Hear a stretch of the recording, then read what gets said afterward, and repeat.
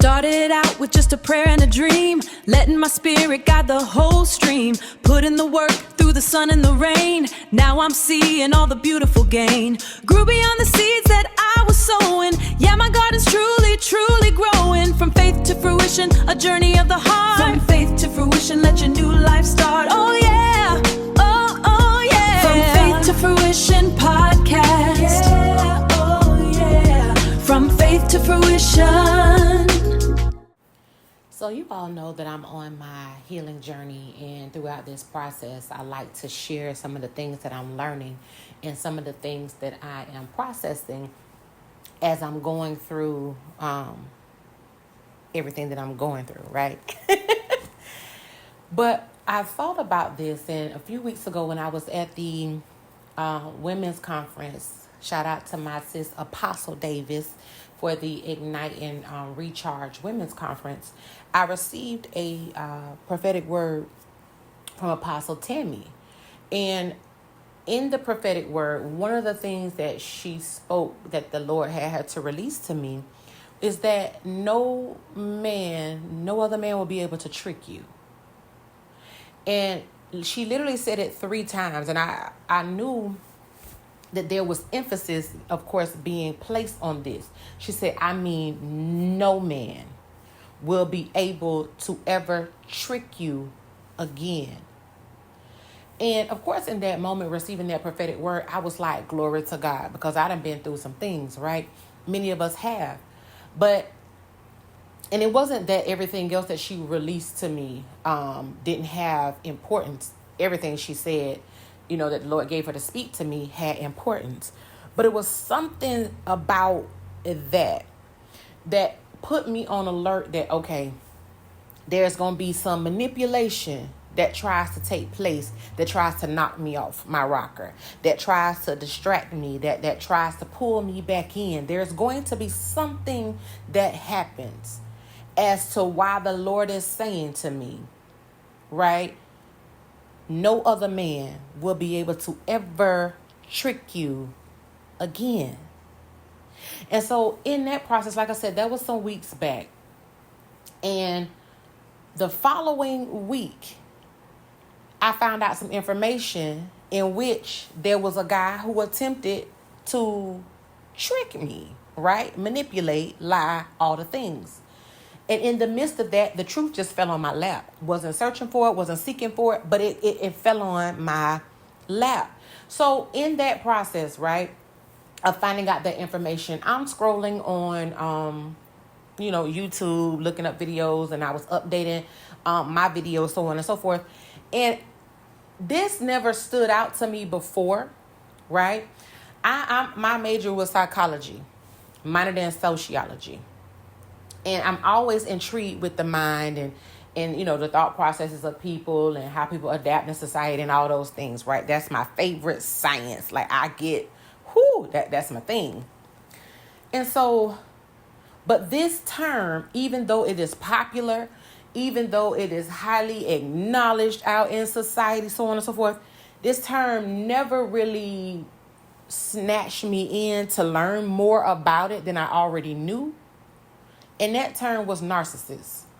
And so I'm on YouTube, and I'm seeing this post, this video, and it was Jay Shetty, and he's a counselor, I think. And if I got that wrong, my apologies. I can't remember right off bat.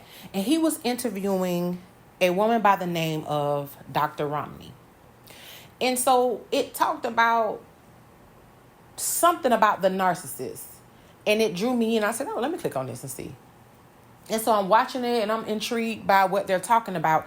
And then, of course, in algorithm fashion, now it's pushing everything out about narcissists, and it's pushing it out from Dr. Romney.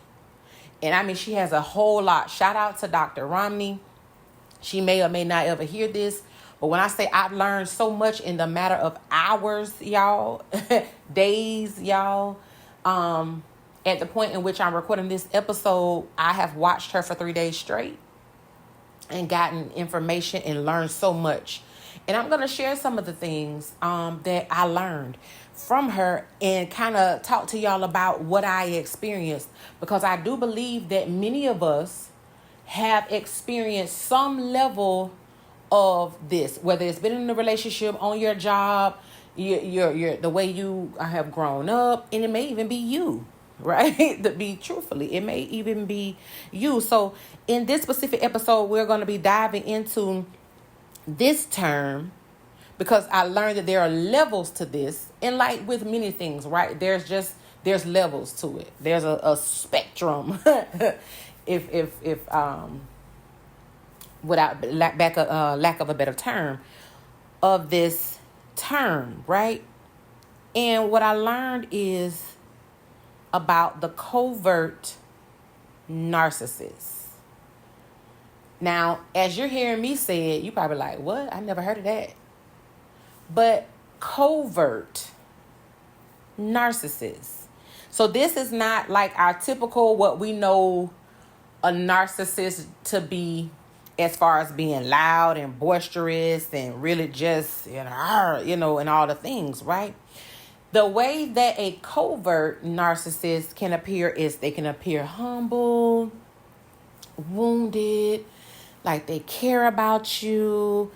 They can even be really emotionally deep, y'all. And as she's explaining all of these things and the tactics that they use, that's really where I got caught up in the tactics, right?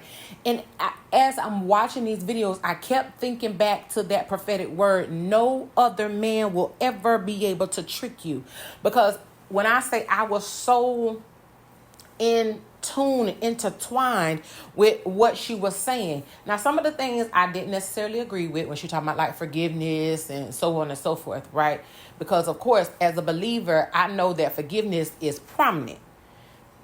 Something else she said is that, and I got to be careful when I say this, because if you're listening to this and you're experiencing this, I don't want you to get stuck and caught up in the cycle that is with a narcissist, right? But she was like, the person is very rare for them to change. And she was like, usually if they do, they've gone through extensive therapy and they're committed to the therapy. She was like, but most, if not all, the narcissists that she's dealt with, when it starts to get to the hard part, they don't come back because they don't like to feel shame. And it's not that you're doing anything to make them feel shame, but they already internally process their life through shame and guilt. And so if any conversation or dialogue that you're having with them makes them feel that, then you'll get a specific reaction out of them. And that reaction can vary, right? So she talked about the fact that it is very rare for them to change.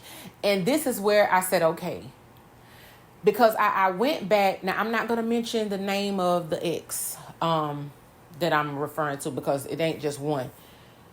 But this specific one, I said, okay, God, I know that you can do all things, right? But we know that surrendering comes with a choice. We can be put in a situation, in a position, right? God can put us in situations and positions, but it's still our choice to surrender. So no matter how bad the situation is, it's still our choice to say, okay, God, I surrender. I exchange my will for your will. I'm locked in with you, Lord God. Let's do this, right? That's a choice. But we also know biblically. And so, like I said, I was like, God, you're going to have to help me scientifically and spiritually put these two things together, right? And so I said, okay, Holy Spirit, what is the driving spirit, the driving demon of the narcissist? And the Holy Spirit quickly responded back, Leviathan. I said, okay, that makes so much sense. Because the Leviathan spirit is the stubborn, conniving. All of the, demonic spirits are conniving and manipulative. But there is this stubbornness. And if you want to do like a ranking, of spirits, Leviathan is at the very top. And the Holy Spirit began to show me that is the demonic spirit that is at root of the narcissist. So I said, okay. And if people aren't not attacking, if we're not fighting from a spiritual standpoint. So again, we don't war against flesh and blood, right? We know scripture. And if you don't, that is scripture, that's Bible. But principalities, right? High-ranking demons. And so this is not something that therapy alone would be able to fix. So I want to start there. And listen, I know I've said a lot, but let me go ahead and introduce myself. For those of you all who are new, welcome to the From Faith to Fruition podcast. I'm your host, your girl, Marquetta Shanae, Miss From Faith to Fruition herself. And if you haven't guessed it by now, this episode is about me dating a covert narcissist, and I had no idea. But my process and my journey through learning all of this and what this is doing to help my healing, we're of course going to identify what it is, some of the characteristics, some of the things that I went through, and some of the things that you should look for as well. We'll discuss, of course, some of the warning signs. And like I said, I'll give you some real life examples of, y'all, if you know me and you've been listening, I'm transparent. Even though I may not call a person's name out because I don't believe in, putting nobody out on blast and all those things or whatever the case may be. So yeah, we're gonna dive into all of this because, like I said, it's been extremely helpful for me over these last 3 days of learning this information, and it has honestly been freeing. Oh my gosh, it has freed me in a way that I didn't expect. Like I said, I just expect to kind of learn more about it, but it has been freeing. Now, I also want to say I am not even though I majored in psychology, minored in sociology, I'm not a mental health professional, okay? Only a mental health professional can diagnose someone with a personality disorder. I'm not saying that my ex carried the personality disorder, but the episode, even though it's not about necessarily labeling people in that regard, the characteristics of the covert narcissist, he fit that. Okay, he fit that. So I'm not here to diagnose anybody. I don't have a doctorate. I don't play as a doctor. All the things, you know what I'm saying. So I want to get that straight before we dive more into it. So first and foremost, which really not first and foremost because I've been talking, right? But let's talk about what a covert narcissist is. So, of course, we know, like I said at the beginning, when most of us hear the word about a narcissist, we have a certain depiction. Some of y'all may depict, the depiction that may come across is our president, right? No political judgments here. I'm just using an example, right? Somebody that's arrogant, self-centered, boastful, constantly seeking attention and all the things, right? That's outwardly, you can see it. But for the covert narcissist, it looks totally different. Even though underneath it's the same driving force, covert means hidden, to be under the radar, right? So this person can appear to be quiet, just real to themselves. They can appear mind you, I'm saying appear to be sensitive and really humble and, oh, nobody understands me. They are victims. Oh my gosh. And most of all, they're emotionally wounded. They're not necessarily seeking attention in the ways that those boastful narcissists would, right?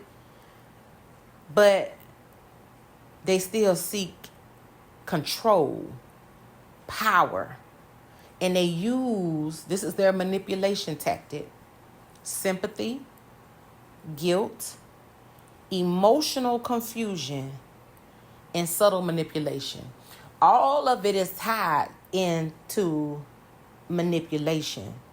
And how you begin to see them and view them It's just somebody, oh, they just need support. They just need me to be there.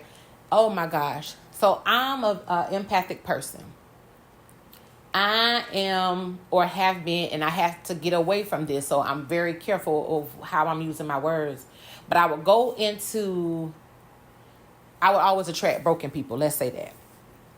And I would go into it with the mindset of the fixer. Like I say, with psychology being my thing, right? The mind. And I'm just like, oh, well, I know, what's possibly wrong, or I can help, or I can be supportive. I can do this, right? I went in with my cape. I went in with my cape. And I did not understand why I was getting the results. It came about to me, or it seemed to be to me, like, oh, I just wasn't appreciated and valued, right? Like I said a few episodes ago, I attach my worth, to certain behaviors and things of and certain words and things that were said and not said. I attach my worth at some point to those things. So it was hard for me to understand, and that's what many of us may be, man, woman, whoever, that it's hard for us to understand, like, I'm doing all of this. I'm showing you the one said, you're always misunderstood and nobody's loves you and stuff like that. And here I am with my cape. I'm here to help you. I'm here to save you. I'm here to show you a different life. I'm here to show you that, yes, I do care. And yes, I got your back. Yes, I'm ride or die and all the things. That ride or die is a trap, y'all. It's a trap. It's a trap. It's a trap. Say it with me. It's a trap. It's a trap. Oh my gosh. And what I noticed, and this wasn't, some of it was during the relationship, but a lot of it was after, right? When them rose colored glasses come off and you really begin to see things for what they are, then you like, whoa, right? And you can even begin to blame yourself, like, how did I get into this? Well, I'm gonna kind of break down how you may have gotten sucked into this. Because like I said, when the Spirit of the Lord began to show me, like I said, the demonic spirit that is the root of this, I'm like, okay, and let me say this too, because I was about to say, if you don't have discernment, that is true. But my thing was, and he even said to me, he was like, you have discernment, but you push past it. And I wouldn't always say that, but now that I'm on my healing journey, that's something that the Lord showed me. He was like, oh, you have great discernment, but sometimes you would push past it. You would feel like, oh, it's me. Especially me growing more spiritually mature. Oh, I can intercede, you know what I'm saying? I can do this, I can do this, I can do that, I can do that, Even when the Lord is telling me, like, don't go, or don't talk, don't communicate, whatever the case may be. Sometimes I would disobey because I felt like, well, I can just pray, I could just intercede, or, whatever the case may be. I'm strong enough for this. And then that would put me in a situation where I push past my discernment, where I push past the Lord giving me that stopping point, and I'm like, oh, I think I could go a little further. I should be okay. God got me. And he like, yeah, no. I got you, yes. But you just push past the stopping point. And now I have to have you in the point of which you're about to get hurt. You're about to get used, or you or abused, or whatever the case may be, because you've pushed past where I told you the stopping point was. Right? And so manipulation is the tactic that they use. And one of the signs that I noticed with him is victim.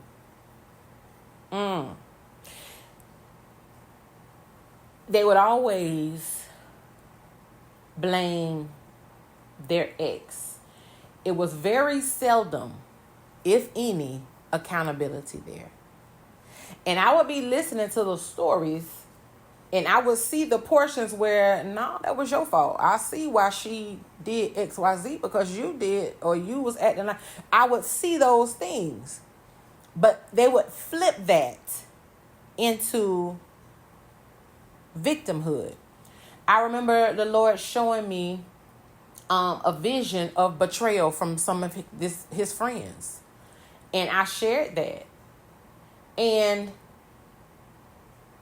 But he would say, that's been all my life. Everybody has betrayed me. And of course, me being me, the empath, oh my gosh, I'd never betray you. I'd never hurt you. I'd never do. So now here's the cape coming out again. And I'm trying my best to show you that I got your back. I would never, right? My family don't understand me was one of the things. Nobody gets me.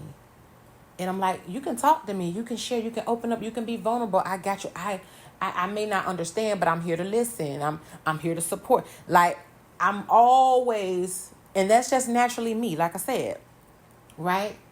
And initially, I'm not seeing him as the victim in terms of manipulation. I'm literally seeing him as he's sharing, because I'm thinking like, oh, he's opening up. He's telling me what's going on. He's telling me what he's been through.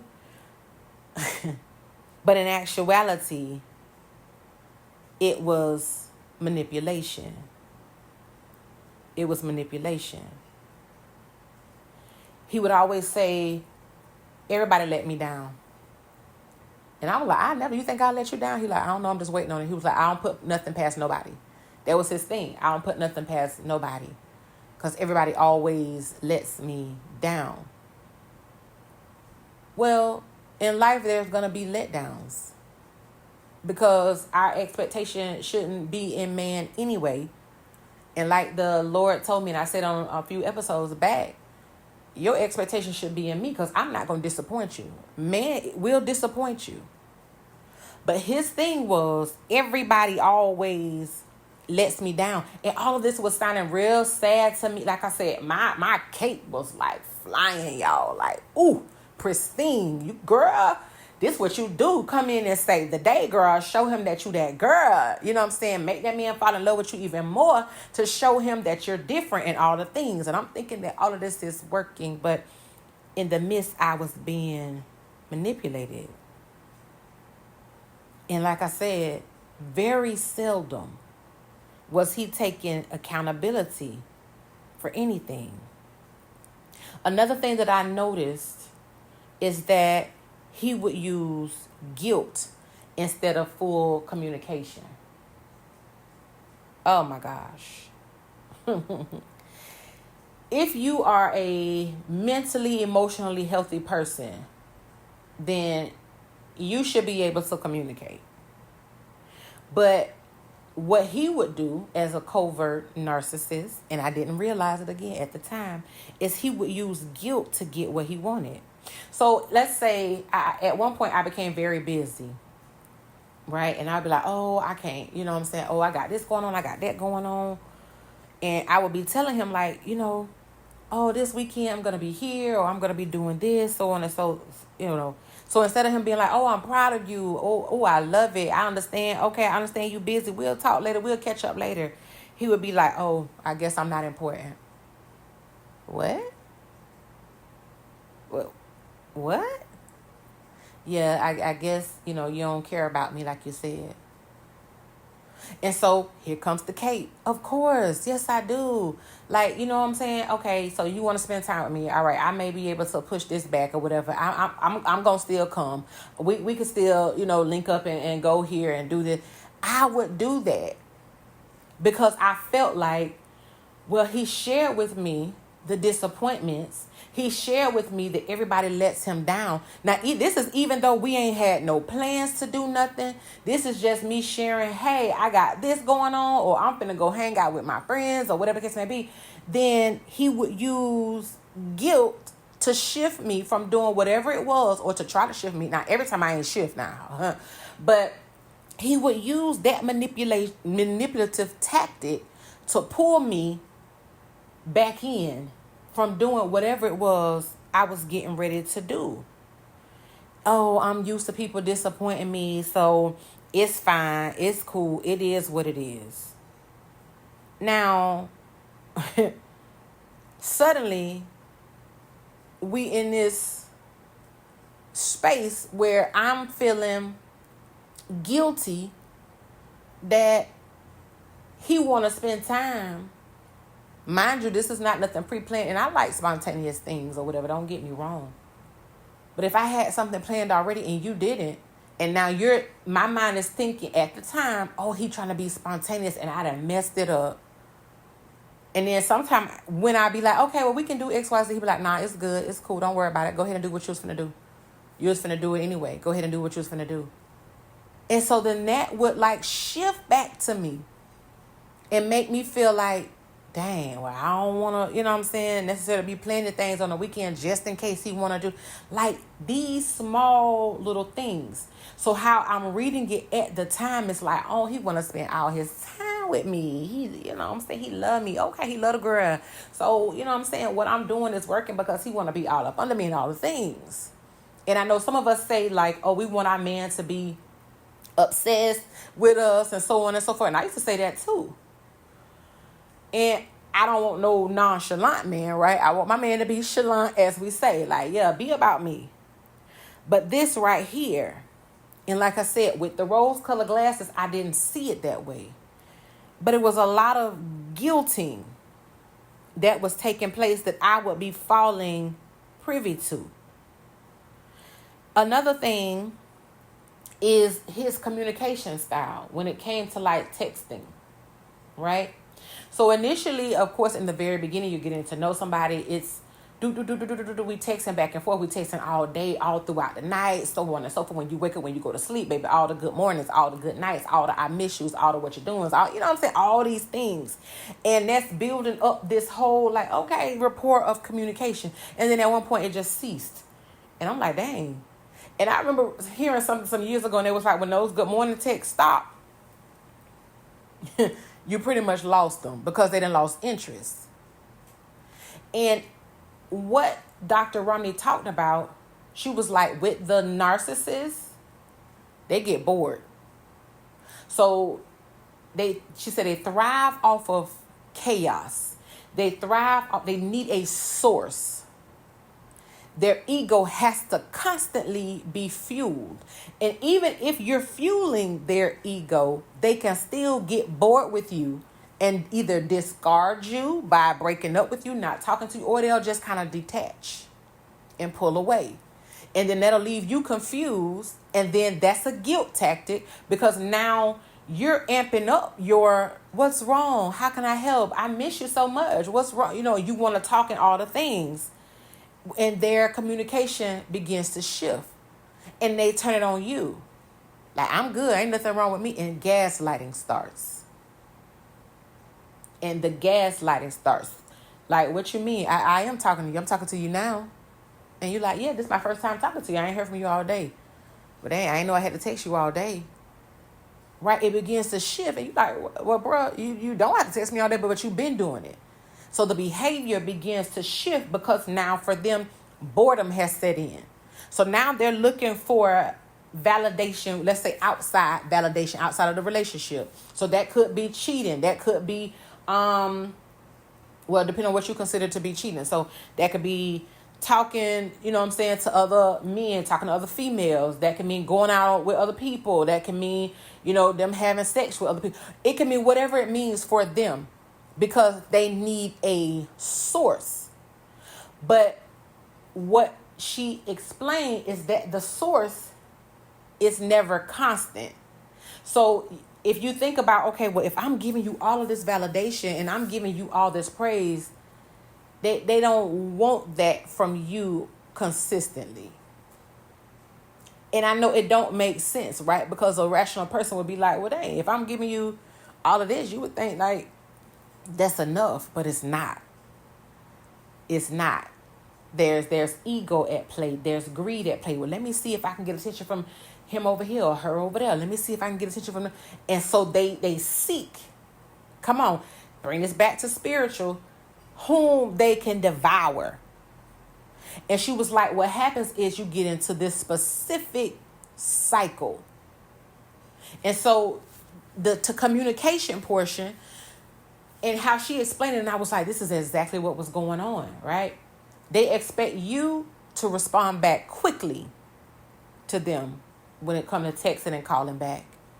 But when it comes to you communicating with them, it's delayed. You might not hear from them for a day or two or a week. That's what began to happen. And so what that would do to the victim is make you, what can I do to get back to where we were, right? And so if they feel as though they're losing you because you're still a source, you may not be the main source at that specific time because they may have gotten attention over here, right? She said they thrive off chaos. And this was something too, my God, that back in 2025, I received a prophetic word that I'm called to chaos because I can bring peace to chaos. And I remember the prophetic word saying at that time pertaining to this specific ex, that's why the Lord brought you there, because you can bring peace to a chaotic situation. But this person thrives off of chaos, whereas God is trying to show them peace. And I was like, at that time. But now that I'm learning more, and I'm like, wow. Here I am at the time thinking like, okay, you want peace in your life. You want calmness. You want to get away from the chaos. But no, because chaos is a source, you thrive off that. You thrive off that. And everything begins to revolve around his emotional needs. That's another thing. Their emotional needs become greater than yours. And again, the cape. I'm a great listener. I try to stay away from giving advice, but I can give, good advice. I pray, I intercede. My cape is on. And so when he was opening up, right? Even though his opening up was a part of manipulation. And let me stop here and say this. Some of us do some of these things, right? And it doesn't necessarily mean that you're a narcissist. What Dr. Romney pointed out was it's a cycle. Pay attention to the cycle. Are they continuously doing these things over and over again? So, of course, we, as we are maturing and becoming more emotionally intelligent, so on and so forth, there's, some error along the way, of course. But she said, pay attention to the cycle. So I'm not saying that anybody, so please don't take it like, any man, any woman that open up to you, it could be for guilt purposes. It could be for manipulation. It could be. This is why discernment matters in the very beginning. And something that the Lord said to me, he said, you don't sit with your discernment long enough. You need to sit with your discernment longer. Because I'm always going to reveal to you, nothing will be hidden from you. The word tells us nothing should take us by surprise. If you sit with it long enough, you'll see it. I'll reveal it to you. I'll show it. But sometimes we bypass that. We push past our discernment and then we find out things. And usually us finding out things comes with us being hurt by something, told something where all we really had to do was sit back and just allow God to reveal it. So like I said recently, where I wasn't going to look for nothing and it just fell on my lap. The Lord brought it to me, right? So if we begin to sit with our discernment longer, with that feeling, that unction of, no, I don't think I should, ... If the Lord tell you not to go somewhere, right? And then you obey that and you sit with that. And then the very next day you see that there was a shooting or something that happened in that very place that the Lord told you not to go. Had you gone, we don't know what. You see what I'm saying? Like, sit with the discernment. Because it is going to be revealed to you. There's a reason that the discernment is there. That's your stopping point. And we have to sit with it long enough. But like I said, his emotional needs became greater than mine. So whenever I would bring something up, right, and I began to share something difficult or that was going on with me, he would instantly, within the matter of sometimes seconds and minutes, shift the conversation back to him. And of course, that would leave you feeling unheard. And now I felt responsible for making him feel better. This literally just happened some days ago. Oh my gosh. I shared with him, because we're not in a relationship at this point, but but I shared something, and his response was, I'm sorry, but ... right? So me seeing that, I took that first part like, oh, he said he was sorry. And oh my gosh, he got all this stuff going on. I'm like, how can I help? My cape came back on. Now, mind you, this before I watched this. But when she brought up these points, I'm like, oh my gosh. I just went through this and the other day. So even in a friendship, I'm doing air quotes, acquaintance, whatever, this is still happening. And another thing that she kind of explained in reference to like mixed signals, right? One day they're extremely affectionate and the very next day they're distant. And this is because they get bored quick. Now, everybody's quick ain't the same. So it could be a matter of days, months. It could be, years into it. And they're bored. So they can go from like affection to the fullest to it just shut off.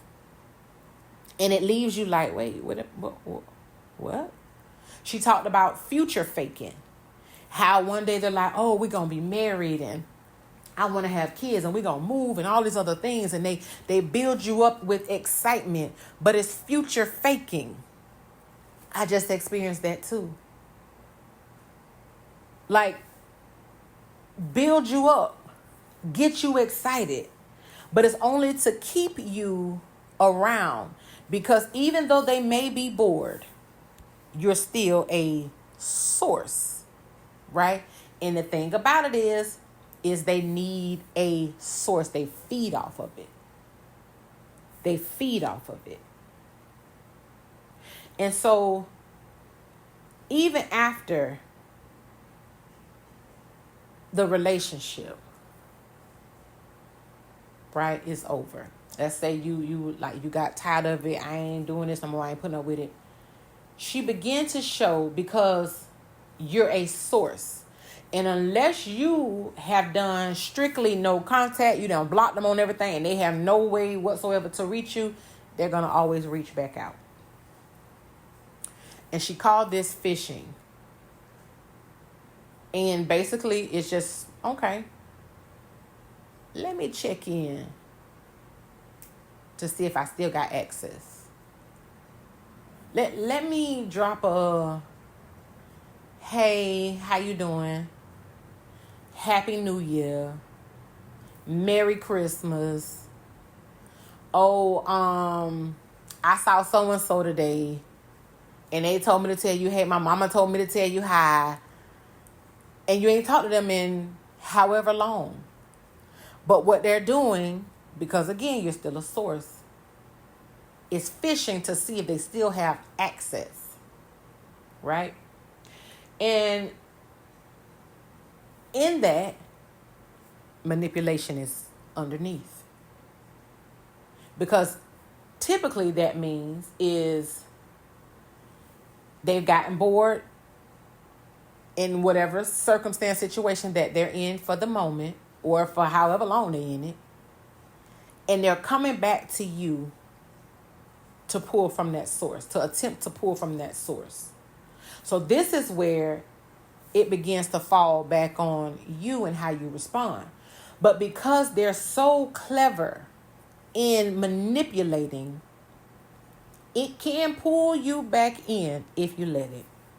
And I have been here so many times with some of my exes where we done, I ain't talking to you no more, I'm good, whatever the case may be. And then they would fish after I ain't talked to them in years, after I ain't talked to them in months. And even for us, for me, I'll speak for myself. I can speak for me better than I can speak for anybody else. That was somewhat of an ego booster. Because one thing that I noticed is that all of my exes at some point, except one, literally except one, have tried to come back. This is exes from high school on up. They have tried to come back in some type of fashion, except for one. So my mind is already conditioned to, oh, they're going to try to come back, right? So I didn't necessarily see it as fishing. That stroked my ego to be like, oh, you that girl. Because they know they missed out on something. Because they, you know what I'm saying, so on and so forth. And that could be the case. I never thought about it as a manipulative tactic until I watched Dr. Romney. And until I began to pay closer attention to the pattern.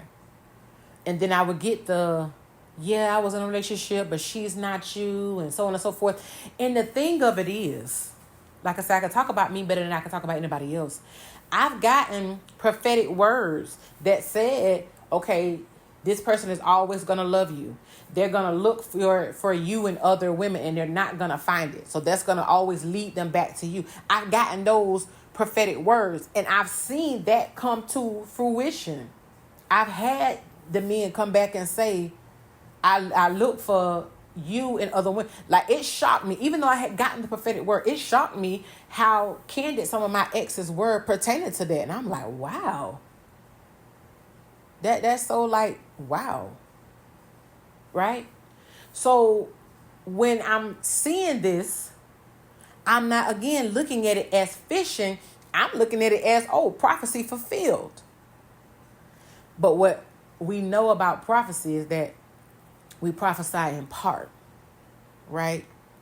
So just because I got a prophetic word that said they're going to always be in love with you, they're going to always look for you and other women, that don't mean that when they try to come back to me, that it's not manipulative attached to it.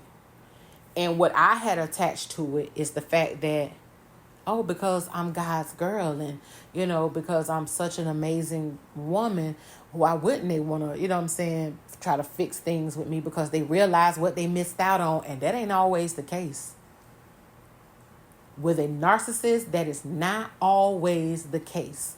But that is a part of the manipulation that the enemy uses. Because what that then does is like, oh, they learned. Okay, you know what? We could try again. Okay, I feel like, because they come back with all of that, and, you know, and this is something that she pointed out as well. And I'm like, this is so true. She was like, all throughout the relationship, I'm sure you shared your dislikes. I didn't like when you did da da da da. When you didn't do this, I didn't like that, right? So now, as a manipulative tactic, some, not all, right? Again, pay attention to it, because this is a cycle. So if you're in the cycle of this, right? And this can be a red flag off rip without you even being in the cycle. But she just explained that the narcissist relationship is a cycle. She said, they'll come back to you. I'm so sorry. You were right. Now, mind you, she said accountability is something that they rarely take. But they'll take it when manipulation is attached to it. Because I need my source. So whatever I got to do to get my source, I'm going to do it. So even if I got to take this little bit of accountability, because I know this is not going nowhere, I know I'm not really doing anything with it, I just need my source for the moment. So I'll take the accountability. I'll say, you know what? You were right. I understand what you said. I could have done better. I should have valued you. I did want to marry you. I feel like we can, you know what I'm saying, work through this. Let's try again. And you feeling all good, like, oh my gosh, he learned. Okay, yeah, let's do this again. And then the cycle goes right back into it. So they become loving, and the love bomb and the gifts might come back and the trips might come back, and then boom, you're right back into that distancing and that detachment that they've done before. So now you're pulled back in and you looking like, what happened? Boy, you came after me. You could have just left me alone. How many of us say that? You could have just left me where I was. You came after me. And you know why? That's the narcissist. Because now again, they've gotten the source, right? And she mentioned that the catch, like we're literally prey to them, the catch. So think of a lion chasing a gazelle or chasing whatever animal, right? Okay, that's my food source for right now. Now that I've gotten full of that, I need another source.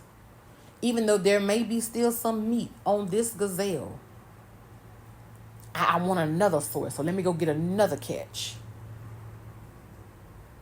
And now you have carnage everywhere, where they've damaged people everywhere. And that's what it was. And so the accountability was a tactic to pull you back in. And it can make you begin to question yourself. Your confidence in your own perception begins to shift.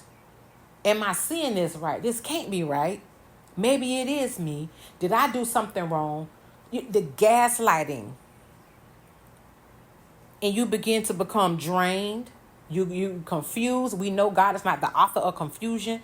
Anxiety sets in. The hypervigilance. Oh my gosh. That kicks in to where you feel like I got to do everything right. I want to do everything right. I don't want to upset him. I don't want to make him feel this way. Like I say, the cape. So you become hypervigilant. Let me make sure the house is the way that he likes it. Maybe do this. And those aren't even the things. And when you see and you're like, okay, you're not grateful for the fact that I just did ... And no, they're not. They may say, yeah, thanks. I appreciate it. But they're really not. Because in that moment, you're not the source. You're not the source.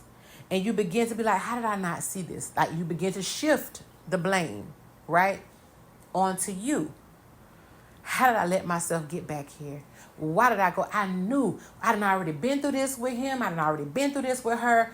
And then I let them trick me and fool me back into this relationship. That's what they do. So in this very moment, if you've experienced that, if you're experiencing that, and this is what I had to do just the other night. I said, Marquetta Shanae, I forgive you.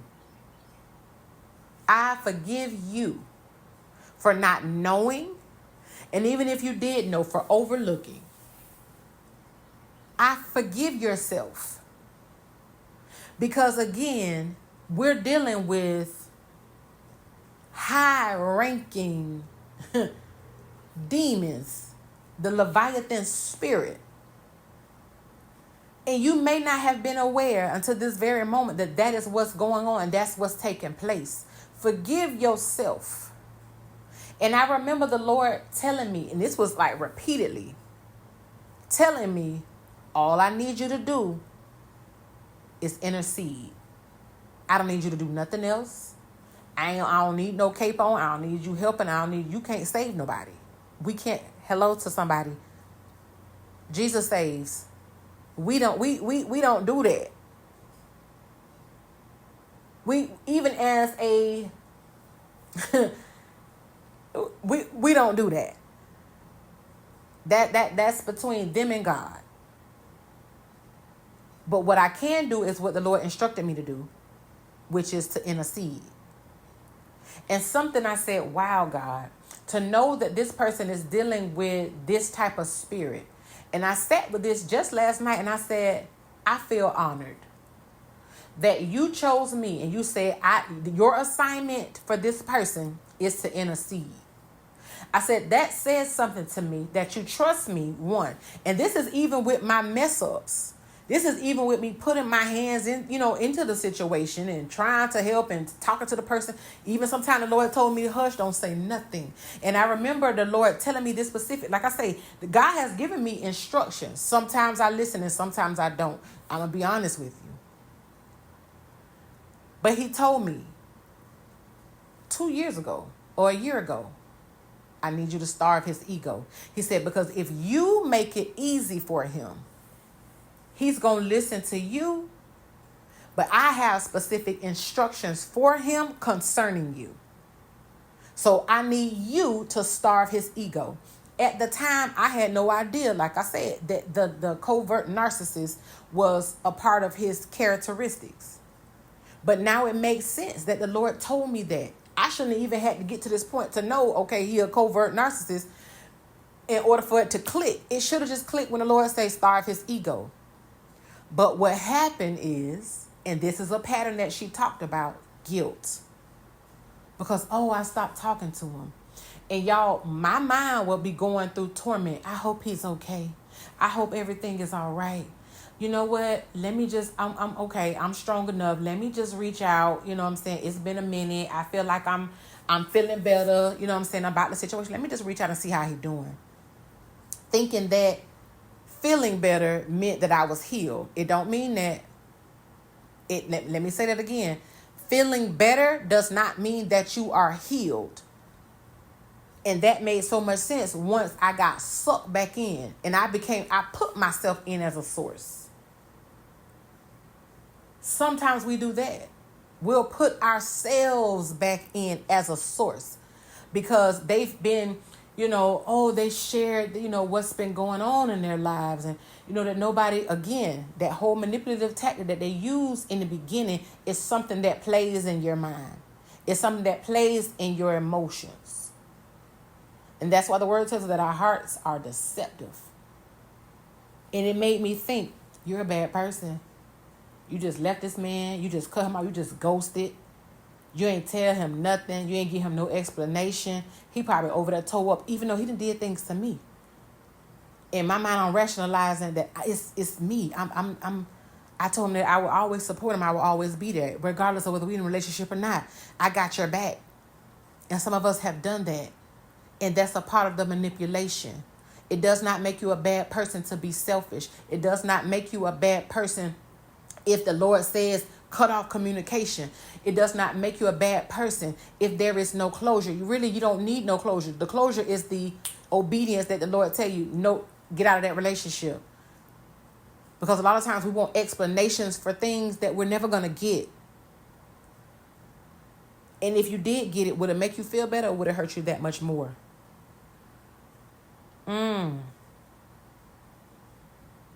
So we have to stop wanting that, I need closure. I just need to understand. For what? If you really take a look at it, and this is what, like I said, this has been about. Over time, you've seen the reason why. At the time, you may not have understood it. And I implore you all, I keep mentioning her name because this has been extremely helpful. Dr. Romney, R-A-M, Romney, R-A-M-N-I, I want to say is how it's spelled. Look for her videos on YouTube. Amazing, amazingly helpful. But in order to start healing, I want you to take accountability, and we should ask ourselves, okay, what did I ignore? What didn't I pay attention to? What about the relationship began to make me uncomfortable? What red flags did I just, I can push past that. I can deal with that. And it's not about blaming yourselves, but it's about strengthening your intuition. Because we all have it. It all plays a part. That's what I'm talking about in reference to our discernment. Like the Lord told me, sit with your discernment longer. Because I'll reveal to you what you need to see. You don't have to put yourself in a situation that I'm telling you not to put yourself in. Another thing is learning the difference between compassion and responsibility. You can care about somebody. One of the things that my good sis, Apostle Davis, y'all know her as Prophetess D if you know her. She says, care without carrying. Oh my gosh. You can care about somebody without being responsible for saving them. Because again, Jesus saves.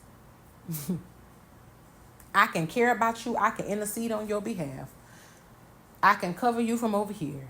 I don't have to put my hands in it. We ain't got to talk. We ain't got to do all the things. Spiritual manipulation is another tactic too.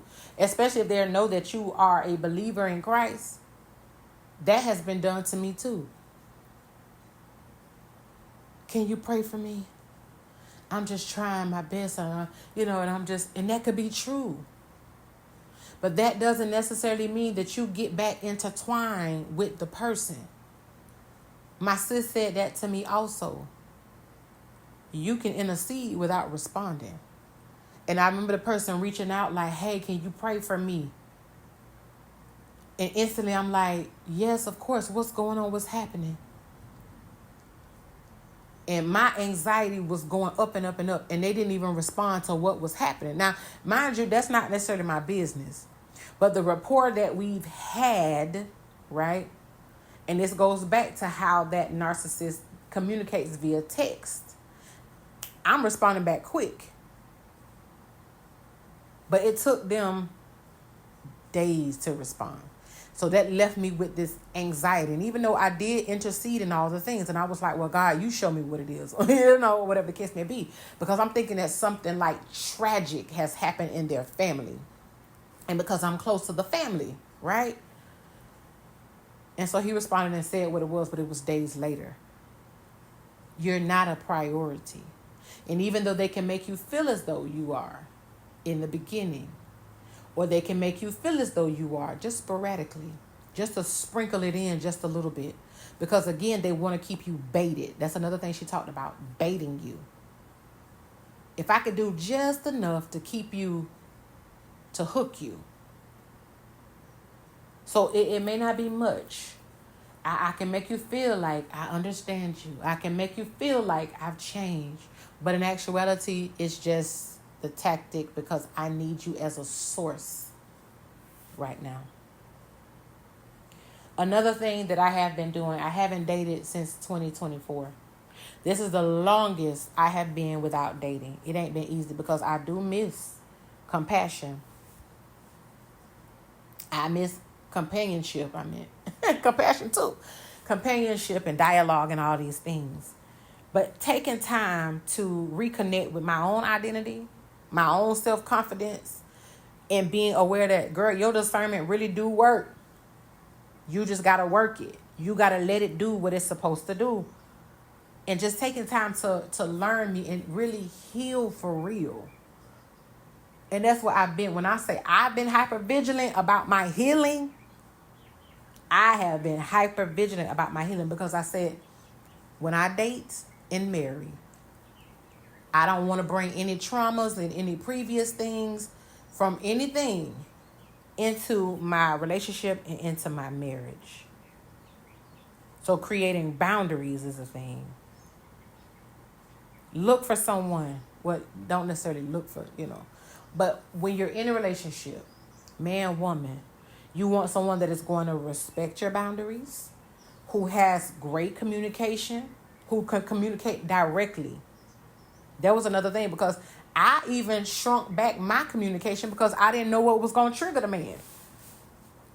So I held back some of my feelings and things because, again, when I did share, he would switch it to him in that moment. And then I would just push how I was feeling to the back to try to cape for this man. But look for someone who accepts accountability, like really. And I mean changed behavior. Consistently. Because again, the covert narcissist, and just narcissists in general, manipulation is at the root. Manipulation is at the root. So you got to be paying close attention to these things. And I don't want you to get fearful. And this is why I say, when it comes to dating, marriage, let the Lord lead you for real. Because some of this you ain't gonna even have to worry about. You see what I'm saying? Because God sent you this person. So I ain't gonna have to worry about, is your accountability manipulative? Is your, telling me this manipulative? I'm not gonna have to worry about that. I'm not, and you're not either. I'm gonna speak and decree and declare that over you. Allowing God to do it, you're not gonna have to worry about these things.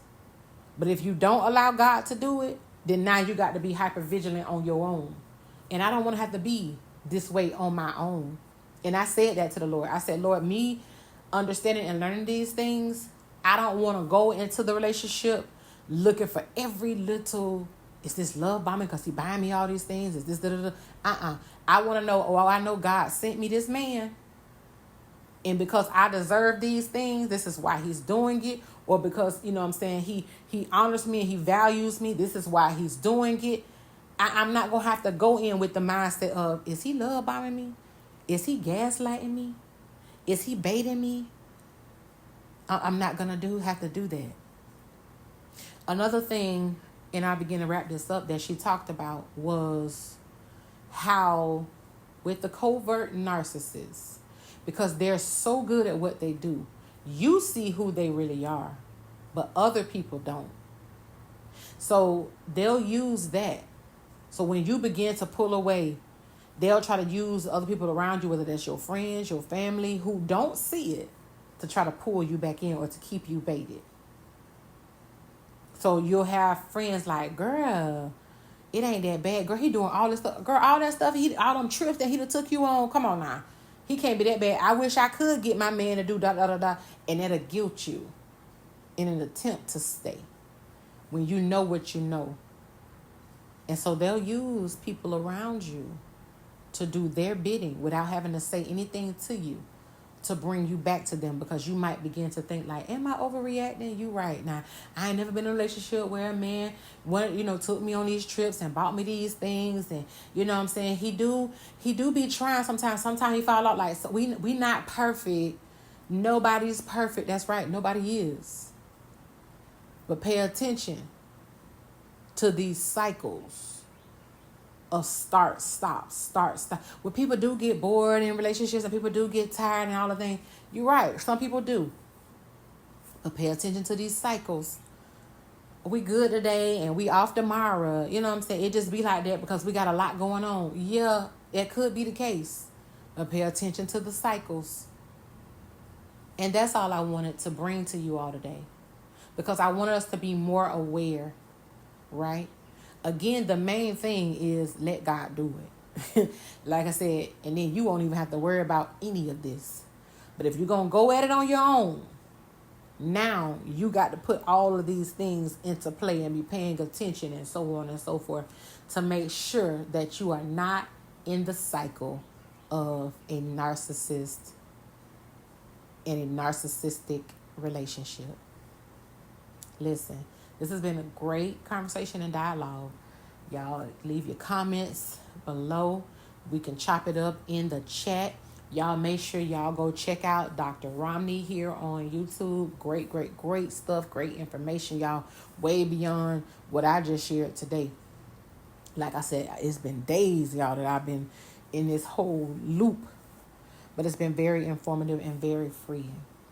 So this has been another episode of the From Faith to Fruition podcast. Make sure that you are following us on social media. I am going to be working on changing my, I have 3 pages over on Instagram.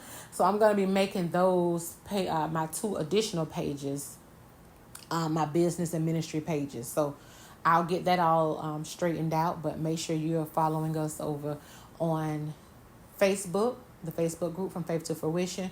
Also over on TikTok at Marquetta Shanae. And currently my private page, personal page over on Instagram, which is Spoiled by God 1. You can follow me there. But then I want you all to transition over to the pages that I utilize for these purposes. So I love y'all. And as I always say, continue to walk by faith. Bye. To fruition.